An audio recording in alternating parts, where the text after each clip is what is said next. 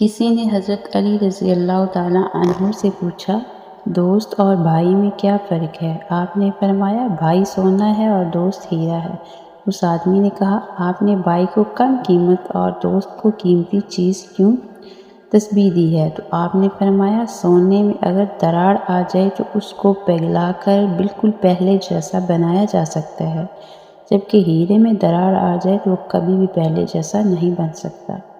جس نے اپنی پریشانیوں کو لوگوں پر ظاہر کیا تو وہ اپنی ذلت پر راضی ہو گیا۔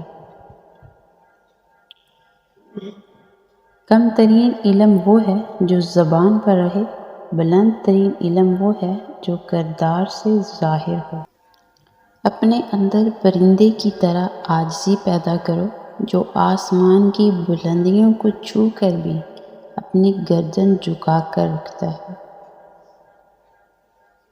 حضرت علی رضی اللہ تعالیٰ عنہ فرماتے ہیں کہ حسن رضی اللہ تعالیٰ عنہ سینہ سے سر تک رسول اللہ سے مشابہت رکھتے تھے اور حسین سینے سے پاؤں تک نبی اکرم سے مشابہت رکھتے تھے۔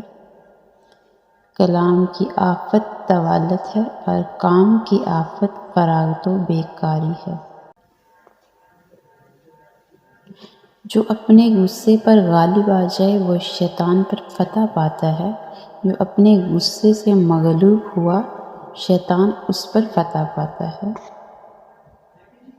جو اللہ کے سوا کسی دوسرے سے نفع پہنچنے کی امید رکھتا ہے، اس کی امیدیں جھوٹی ثابت ہوتی ہیں۔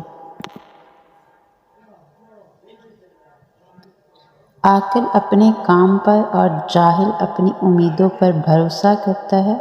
عاقل کمال چاہتا ہے اور جاہل مال چاہتا ہے۔ جو تمہارے سامنے تمہارے عیب چھپاتا ہے اور غائبانہ ظاہر کرتا ہے وہ دشمن ہے۔ جو تمہارے سامنے تمہارے عیب بتاتا ہے اور غائبانہ چھپاتا ہے وہ تمہارا دوست ہے۔